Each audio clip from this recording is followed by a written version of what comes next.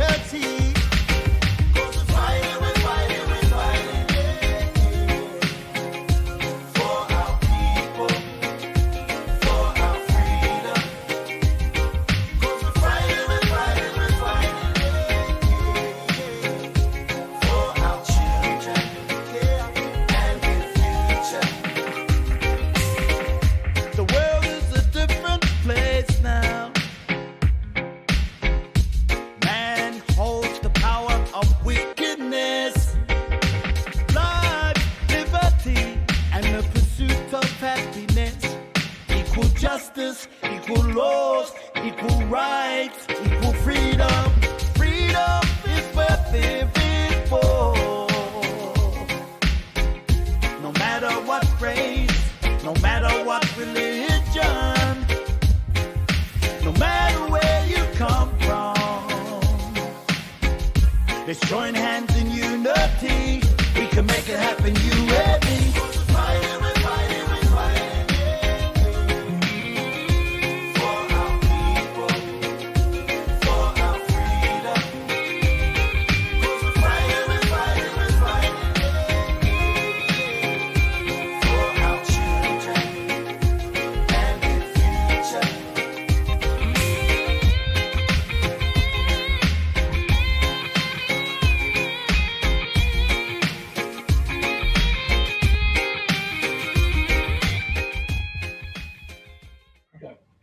Hey, kia ora everybody. Welcome this afternoon to Open Up, Bro. Hey, wherever you are, I hope you're having a fantastic day. It's the end of the week, Friday, and you've joined us, and I'm joined by Kaihui Tukinga. Kia ora te whānau. Yep, looking forward to today's special session.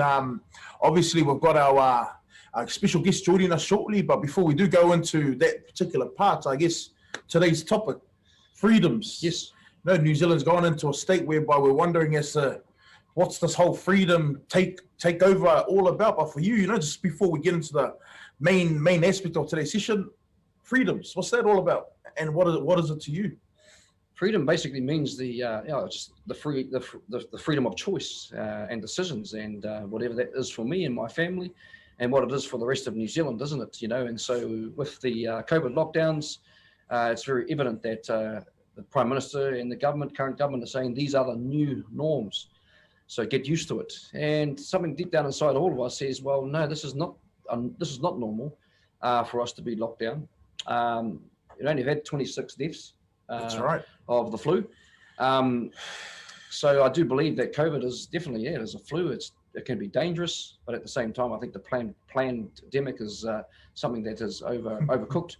But nevertheless, you look around the world and you see countries uprising and saying enough to the lockdowns, enough to the ruling of governments that are crushing businesses and destroying livelihood that we live for, soldiers died for. And so today we've got a very special guest, Bishop Brian Tamaki. That's right. Ultimate freedom fighter. That's right. That's the way I sort of see him. And today you're going to have the opportunity, as we talk right now, and as he comes on and speaks, you're going to have an opportunity to put questions to Bishop. That's right. Just good questions. Don't be stupid, because those questions won't get aired. But if you've got good constructive questions, go ahead. And our team behind us here will just pass us on a written note, and then we'll put those questions across the airways there. Awesome. He'll be joining us shortly, but you mentioned something, 26 deaths of COVID, but 685 deaths of suicide. And we understand yesterday was International Suicide Awareness, and I believe Man Up also has a suicide strategy. You know, what is that in regards to our particular movement of Man Up? Yeah, good question, and just putting it out there, isn't it, Liwi, that yesterday was International Suicide Awareness Day. Fantastic that the world is recognizing that there is an issue and a problem. When there's an awareness initiative like that, there's an issue, there's a problem. That's right.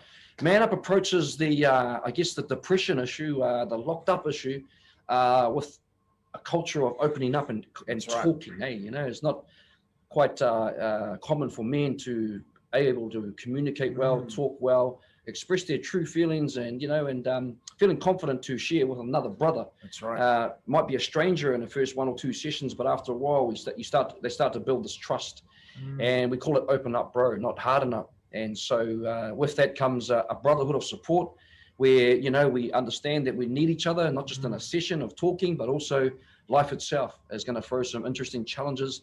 And we culture ourselves to not hold on to these feelings, but actually to release these feelings and know that it's not shameful. It's not, you're not weak. If you open up and talk, you're actually in a place of power and peace and strength. The other thing is we call it Iron Man. So it's an Iron Man initiative where a brother keeps another brother accountable and allows that brother to have access, you know, and it's sort of a beautiful relationship that goes on and in through Man Up for life. And we've got many of those sorts of wonderful dynamics of brothers that actually have an accountability called an Iron Man. I nominate my Iron Man to do those things for me when it matters the most.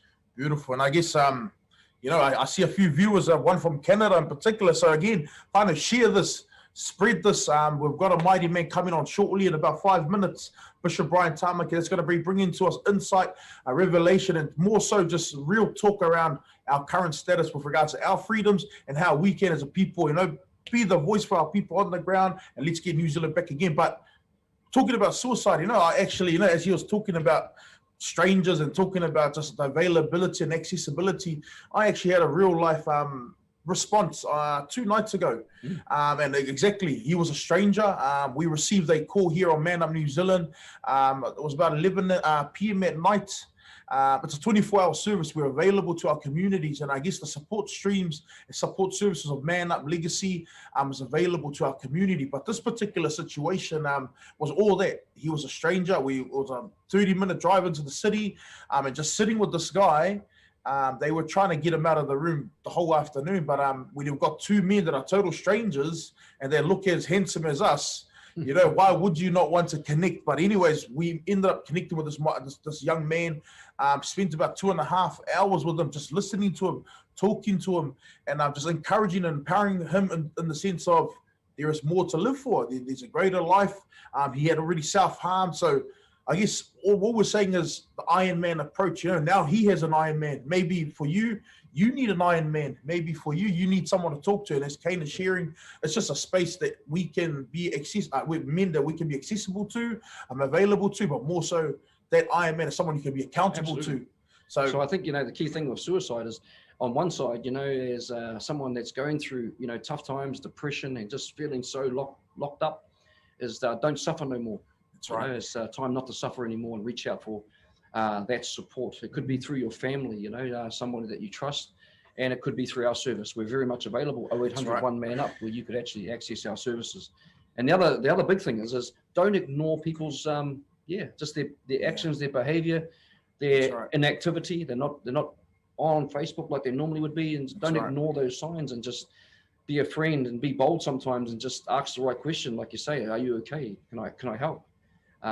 Just never know that those words can be life-saving. Beautiful.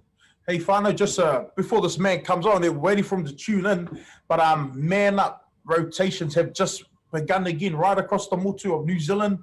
Again, if you're willing and wanting to be involved in a support group, an empowerment group where men can not only encourage, empower, but also address and identify some of the origins, historical traumas that may be sitting there. You know, you're carrying this itch for a long time. You never have a space to go in and talk to or be encouraged. I'll tell you what, join a Man Up near you.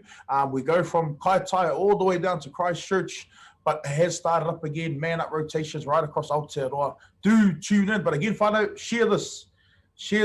Mighty man's about to come on shortly. And again, like Kane's already alluded to, you can actually drop a question here, and we will ask the man himself, maybe your insight and what you wanted to know around the current climates of maybe freedoms or politics. It's coming very shortly. And as Kaiwi said, we started a new rotation, and what's really cool about Man Up is that we see new brothers coming in for the very first time. See, the program is not getting old and stale. It's actually really refreshing. It's good to go. It's seasonal. When it's happening, you know, so really just encouraging those that have ever done Man Up or haven't. It's a good time to start, get on board. We're going into Christmas, we're going into the summer season, all this sort of stuff. It doesn't really matter. The time's always right to change for the better, better man, better father, better partner, and also with our program called Legacy. That's right. Because that's very important too for our wahine, that they get that support. Legacy is a very successful program for ladies. And so you can see we've got this combination here of the men, and then we've got also the ladies, and it works really well for family.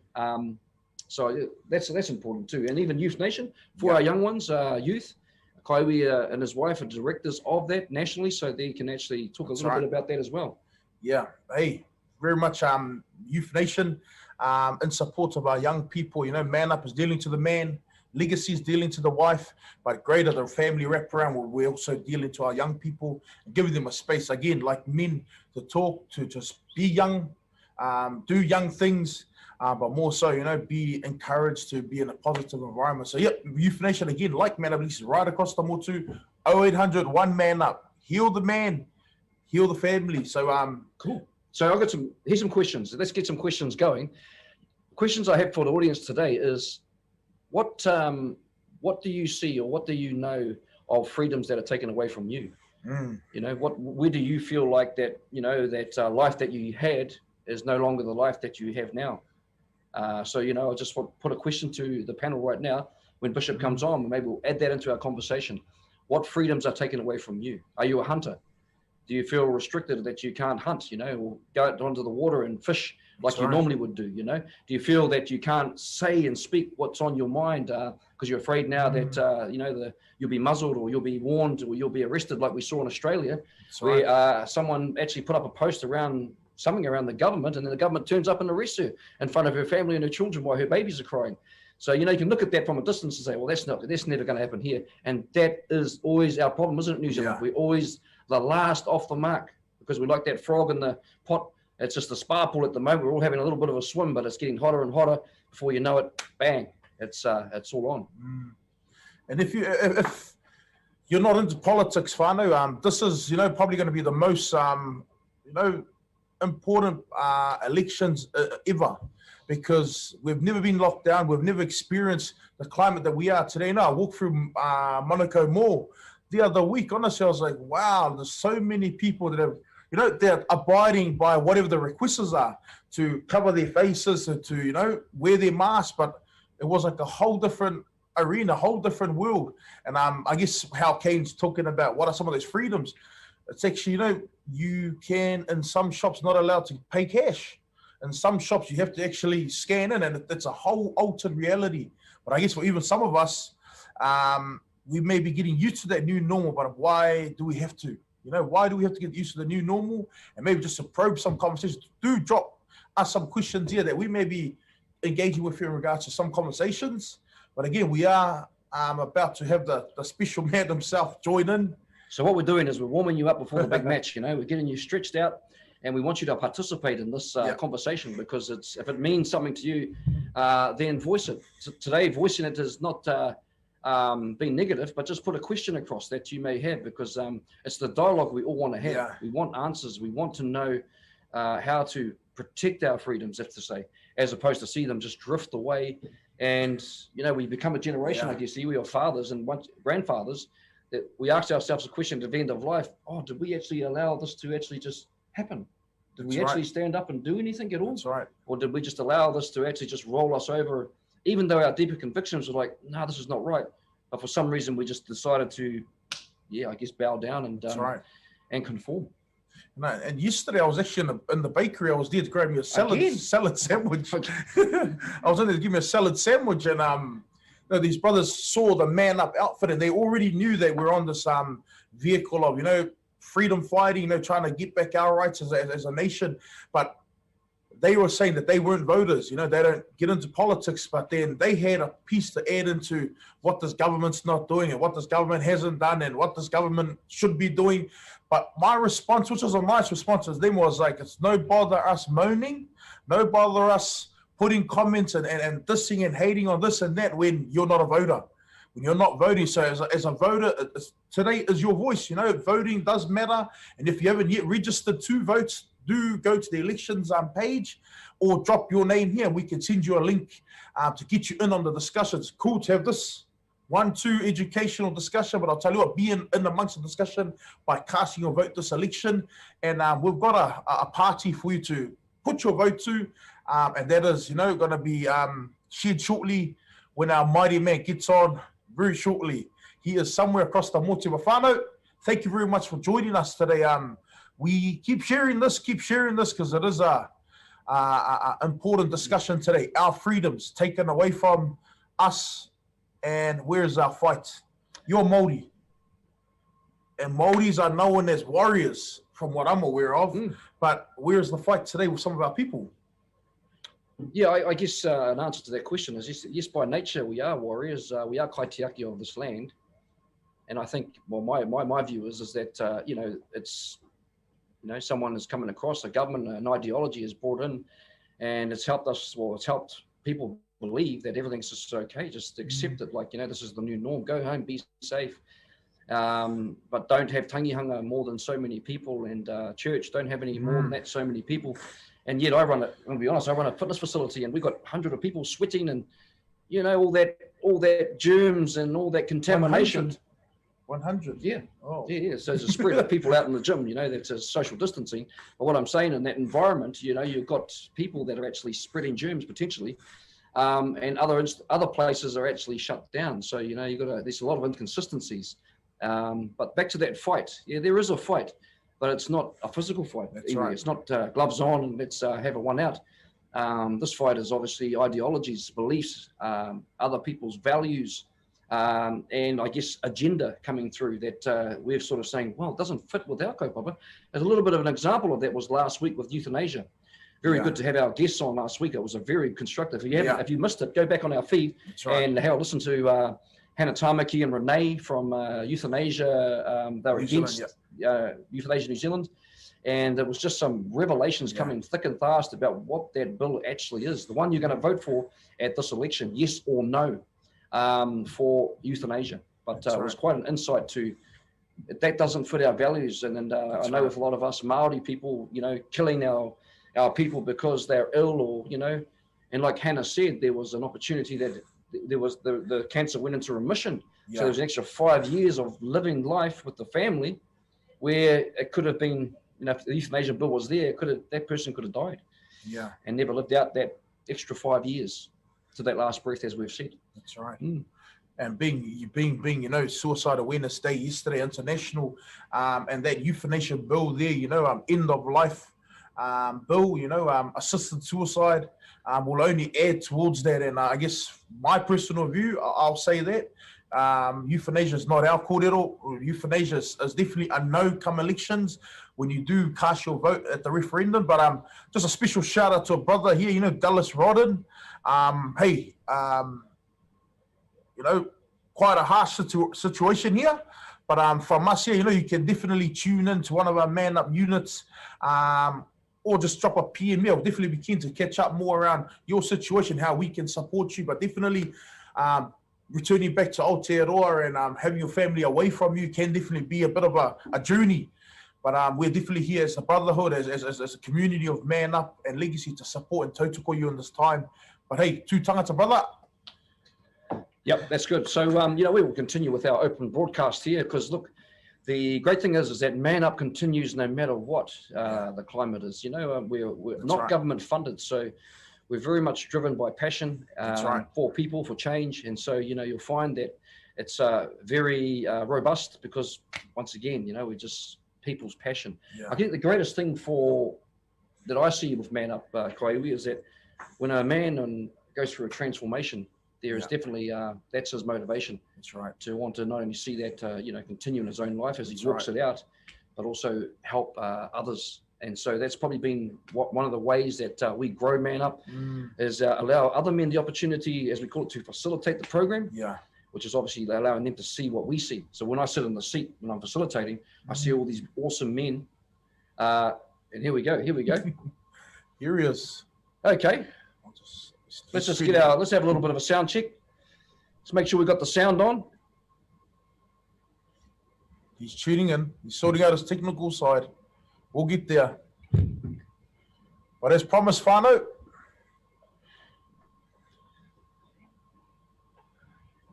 might be. How's that? There it is. Here we go. Turn them up. Yeah. Turn them up. Yeah, you fellas should send me the number sooner. Take it on Take it on the chin. Good afternoon, Bishop. So welcome to, hey, another conversation. But Good today, afternoon. Yeah, sorry. special broadcast today because we are talking about New Zealand's freedoms. That's right. What's the state of our freedoms in our country, as a people, on the ground? And we really wanted to get your insight. A lot of people are online now waiting to sort of get an insight to what's happening in the country.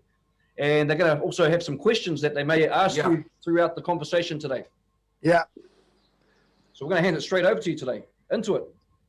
All right. So there's no doubt about it. We've never been here in this place before. And that place is where you can't any longer just do what you want to do, say what you want to say, and go where you want to go. If you just stop to think for a moment, not too long ago, it's a matter of months before this COVID-19 stuff broke out, you could virtually go anywhere you wanted to go. You could do what you wanted to do, and you could say what you wanted to say. I don't think a lot of people realize that that's been taken away now. Just very simple, everyday freedoms that you took for granted and we all had not so long ago is now gone. So when the state tells you that you can't leave your city or even leave your house, and you can't say what you want to say now on social media, particularly if the state don't like what you're saying, it does not get air, can be taken down. And you cannot just go where you want to go, to the beach, to the park, or to family living in Australia, or down the road even at another town or city in your country. So just putting it in perspective, massive stripping of your freedoms has happened. Not to mention also our basic human rights. Now that's interesting, isn't it? That there was a bill passed through under the first lockdown by this Labor government and agreed to by the coalition government, Labor government, that the COVID-19 health response bill I'm talking about, where they basically allowed that bill to override our basic human rights. And the Bill of Human Rights, which is the one that is basically there to protect particularly all New Zealanders against the stealing of our freedoms and rights, has been violated. And so now we have these problems where your human rights have been almost removed from us as well.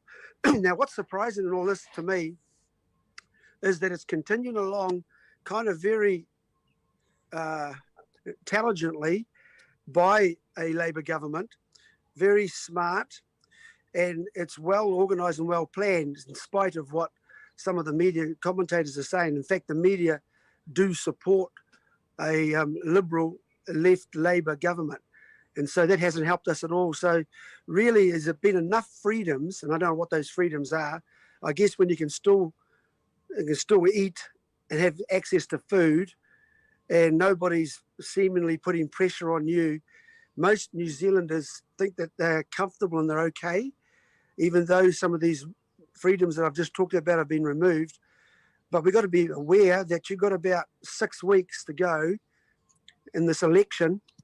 And if the Labor government is elected, and this time it looks like by polls and by the unusual event of the two parties that were in coalition government, that's New Zealand First and the Greens, may not make it in. That means, in spite of what MMP government was set up, an MMP environment in elections, that means the right for other parties to be there to temper what could be a sole power or a single party having total power is now virtually looking like it's going to happen. Labor could rule this country by themselves. Now, just to take a moment while I try and quickly explain that if that happens, and it looks like it does, and what you've experienced already with the taking away of our basic rights and freedoms, and I only mentioned a bit, I haven't gone into it in detail, that the foretaste of what you've had, and they then are elected into office having total power, that's the Labor government, then can you imagine what they're going to exact on this country without any other party to keep them accountable, without any legal, I suppose you could put it like that, strategies or sort of in place? You got these laws that are able to protect the country from a government turning into a tyrant, into a political bully. But it's even worse than that. We may well be seeing New Zealand turn into a socialist country, a socialist state, where 5 million people can no longer make decisions for themselves. The government makes the decisions for you. And the few in power will make the decision for millions. How's that? That now you're going to be told how much you can make, how much you can do in your workplace and what you can't do, where you can go and where you can't go, what's in your education system, what is allowed to be taught and what isn't allowed to be taught. And it goes on and on and on. The cashless society, just to mention that, so that electronic money, probably you're going to see an experiment, I reckon, in this, especially in a civilized Western world with a little country like New Zealand, will be like a laboratory rat for the United Nations and the globalists of this world to see how a government can successfully flip a Christian-based country with Christian ethics and a Western civilization value system, a political system of democracy, be flipped around, turned into a communist state. And if you want to have an example of how socialism does, and a recent example is the country called Venezuela. And if people go online and look up Venezuela as the latest country that took on socialism and how it wrecked that country and basically turned it into a desolate place of people in dire need and a broken economy and a breakdown in family, rise in crime, and a rise in just utter, total hopelessness. And what alarms me, guys, I may be talking a bit, but Awesome. If we don't do something, if we don't stop and for a moment and really think about what's going on, we may lose New Zealand as we know it. And even though you think you have freedoms, if Labour gets in, we could be destined for 3 to 4 years. It's a long time of lockdowns and state control and dependency and a whole change in the country of New Zealand as you knew it. So we've even talked about this, haven't we, Kane? And I believe that we probably have to make a decision to ask the hard-working people of New Zealand, that is everyday New Zealanders, families, small to medium businesses, and the business community probably have to take notice of this, as well as every other good person who believes in the freedom and the rights, our flag, our faith, as I put it, our freedoms, and our future of our children, our grandchildren, and our great-grandchildren is at stake here. I think while we can still live pretty easy, we've got to understand that before this election, we may have to make a massive statement. And one of the things I may be suggesting now, and I've been talking about it here and there, I've referred to often that we may have to take matters into our own hands. And we talked about a stand that all of New Zealand, who wants to keep New Zealand, and this is a notice for all of New Zealand, you want to keep New Zealand, then you're going to have to come outside of your house. You're going to have to come away from what you're used to not doing, and that's putting yourself physically on the street at Aotea Centre on the 3rd of October from about 11 o'clock to 1 o'clock in the afternoon in those hours. So it's going to go from 11 through lunchtime to about 1:30 is the opportunity for New Zealanders to let their voice be heard And this is not a time to be silent, as we say, because what's at stake is New Zealand, a free country where its economy based on good capitalism, on free trade, on you having the ability to be able to use your entrepreneurial skills to be your potential and to go out there and have business and to earn is going to be taken away from us. And we're going to be heading for a socialist state where the government will control your workplace, where the government will decide how much you can make, and where the government can decide what resources will be available. If you want a socialist New Zealand, stay at home.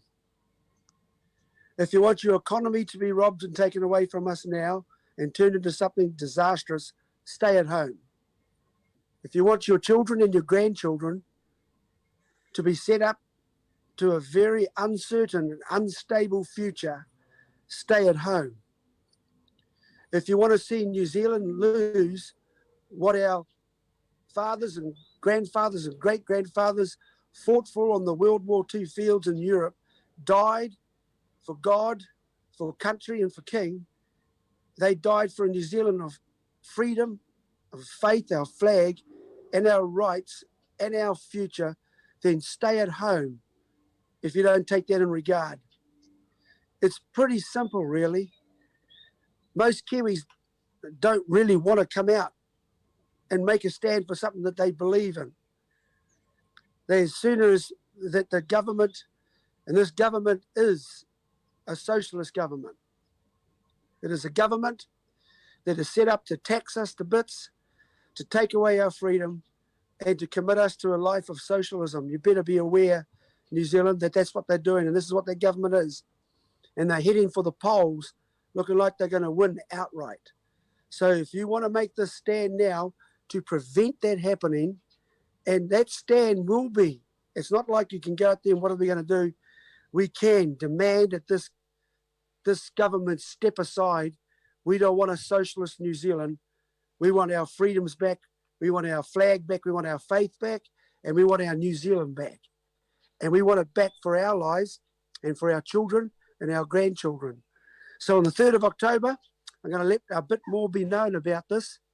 I'll be doing a live again next week, giving a bit more detail into why New Zealand needs to take this country back in their hands. Take it out of the hands of these people who are ruining our lives and are going to ruin our future. I also want to make a quick message, guys, to the Church of New Zealand. Yep. And the Christian community of New Zealand, you need to now wake up to this. This is no time for petty divisions, disagreements, and taking on stupid things that the media has fed us and kept us to the side. And I believe the Church of New Zealand needs to make a stand on the 3rd of October with us, because this is the time and the moment that our faith, and I believe the religion of Christianity particularly, has been removed. They are tampered with our history so they can create a future, what they call the new normal, which is not a new normal. It's a very bad future based on communism. So the Christians, pastors, reverends, and every leader in this country, you need to consider about how you can motivate your people this week and the following week, and to aim for the 3rd of October to be at AOTS Centre in Auckland. And we're going to have big screens in Wellington. We're going to set up giant screens in Christchurch, and we'll simultaneously broadcast the messages that will come out of Auckland that day to let New Zealand know that we now have to get our country back. We have to fight for our future, fight for our families, and we're going to have to fight for our faith. So that's a little bit of what I wanted to say. I'm sorry, guys. I took the opportunity to do kind of like a State of a Nation speech, but there you go. Okay. On point, Bishop. And, you know, the questions that we had have sort of been a little bit addressed there. And well, Yeah. I think what you're saying to the audience and to New Zealand is that we've got to go into our core of ourselves as New Zealanders and actually begin to take that stand. Me and Clay, we were just talking, at the end of our lives, when we say, did we stand or did we That's right. actually stand up for our country and for our generations, and we didn't, or we did, that will be the defining moment for us. So the provoking that you're bringing across to the country is something that we all need, because for some reason, New Zealand seems to be the only country that doesn't put up a fight. I see uprisings happening all around the world. And, you know, I'll just ask the question, Bishop, why New Zealand? Why are we good on the rugby field and we have a Maori warrior, but somehow we're just falling asleep? Yes, that's a good question. And I think that we have a situation where I think a lot of New Zealanders have to face the fact is that we've thrown some good old-fashioned family values out the window. And what I mean by good old-fashioned family values, because if dad and mum really valued their children's lives and future and your grandchildren's lives and future, I don't think you'll be sitting at home just wanting to get the economy moving, which I know is important. I do too. It's all about jobs. It's all about business, and it's all about money. I understand that. But, you know, our lives and our children's future and their lives are worth more than our money and even in our business and jobs. And I know that's the threat we face. But we face that threat because we allow the person that's doing the threatening to actually remain in power. And so what we're saying is every good family man, every good New Zealander at heart has to take notice now that you can't stay at home when our country is at stake and is going to be stolen away forever if this party gets into power in the election only in the 6 weeks. That's why the 3rd of October is a good time, because it's the first official day in advance voting. So that means we can do something to stall it or to stop it. Now, if we get 30, 40, 50,000 people turn up in Auckland, Christchurch and Wellington, that's a big enough voice to say, at least for that day, that we don't like the direction that this country is going in. We don't like the policies and the mandates and the legislations this government is making. Now, we, the people, are the ones who should be in charge. Not a few people we vote in to be public servants. They're supposed to be serving the people, not themselves or their ideologies that are bent. So what I'm saying is, Kane, to your question, if you value your family, and family is where it starts and ends in life, then every dad, mum, and their children need to turn up on that street on the 3rd of October, because you're going to fight for your family's freedom and their future. And if you want the future that this government are building now, then you've got to get out of your house. Don't sit there and stay there, because that's what you'll get then.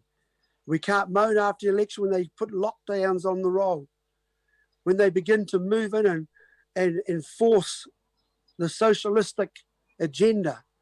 You won't be able to stop it, because she's got total power. And the law will have to obey what they put into practice. Be too late. Don't let it be too late and wish that you did something. The 3rd of October is the alarm that I'm putting across the nation, that we must make our voice heard. We don't want to go in this direction.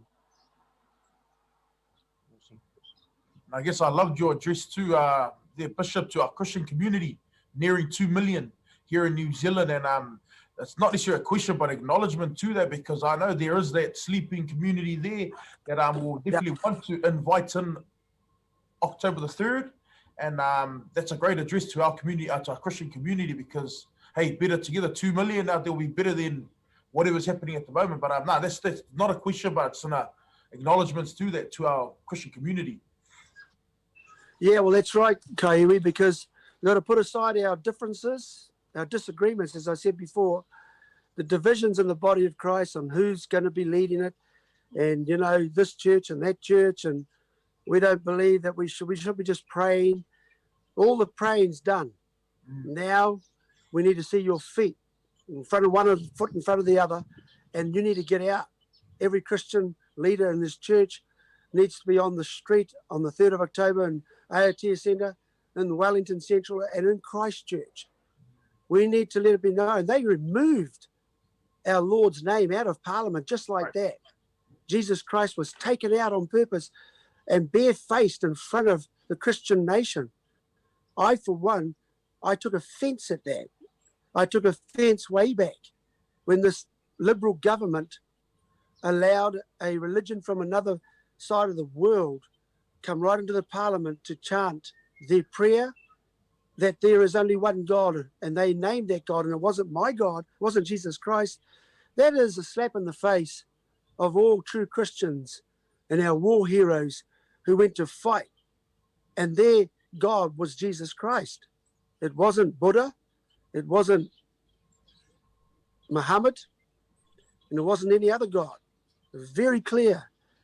What gives these politicians rights, the right to tamper with our history, to change our history, to change our religious faith, to change the country that we believe we've built on the back of hard work and people who pioneered this nation, and suddenly they just step in and decide what we're going to believe, how we're going to work our economy. They decide who lives and who dies with the extreme abortion bill, and now with euthanasia, taking out our old. Who are politicians to decide who lives and who dies, who we worship and who we don't worship? I never voted them in to be deciding who lives and who dies, who we worship and who we don't worship, and I'm sure a lot of New Zealanders didn't. So we have enough to take us out of our houses, out of our streets, and into these places on the 3rd of October, and we need a voice, a strong voice to say, nah, enough is enough. Love it. That's us. So yeah, thanks Bishop for taking the time for being online today. Very, very important input, very important announcement that you've made. We, from our platform and the people that obviously we influence, we're going to start to spread and start to get them involved, from the churches to the hapus, to the families, to the gangs. And as you said, on that day, it's not about our color or creed. It's about the cause. It's about our families and future. And so we'll take that whittle that you've laid down in front of us today here on Man Up New Zealand, that goes not only in Man Up New Zealand, but Australia and across the world. I think on behalf of everybody, we'll take the whittle, the challenge on 3rd of October it is. That's us. Yep. That's going to require all of us to start to spread it, because everybody has to be there. So we'll build up to it in good time. And thank you very much for the opportunity, guys. You're doing a great job. This Open Up Bro and Man Up Legacy, Youth Nation. I'm telling you right now, it has changed thousands and thousands of lives for the better.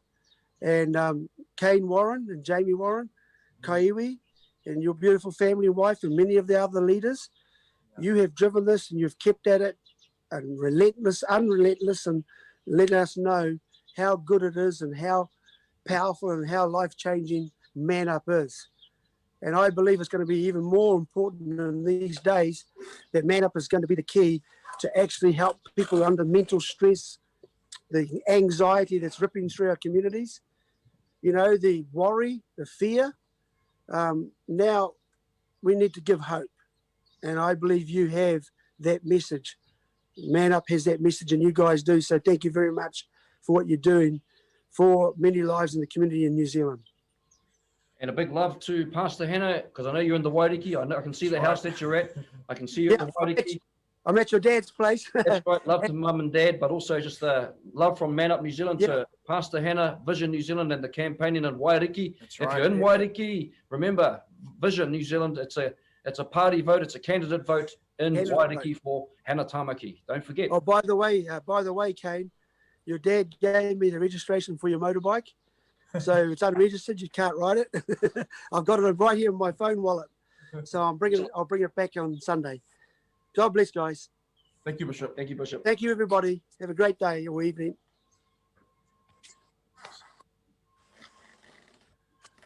Well, do you have a whānau? Live and direct from the man himself, Bishop Brian Tamaki, with the amazing announcement, October the 3rd. It's on. It's on. You feel it, don't you? You know, you've got to, before you hear something, you feel it, you know, and it's intuition. you know, in these lockdowns, you've been sitting at home watching Netflix, but on your side, you're saying, I want to be free, you know? And I love what Bishop said. He's been able to just pinpoint things that really relate to our family, really relate to our values as a people. And I think it's those things that we've got to hold on to. Don't lose the family message. That's one of the things I heard from Bishop today. Yeah, We don't lose the family structure. Yeah. Don't lose the family hope and vision. And I think that's something I've really grabbed onto. Like, I don't want to be a stay-at-home daddy, or what do you call it, a keyboard warrior, just posting up messages. It's time to be active. Yeah. And this activism is not like what we've seen with some of the Black Lives Matter, to be honest.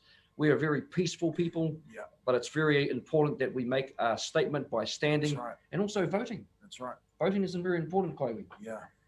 But I'm very encouraged by that address by the man himself. You know, October the 3rd is definitely going to be now the goal for us all to join in on this hikoi to obviously stand for our future, stand for our flag, families, and our freedom. So whānau, hey, share this to all our whānau, and like Kane shared, colour, doesn't matter, colour, creed, religion, whatever, you know, this is about us as New Zealanders, Kiwis, standing together to voice our future and to make our voice matter.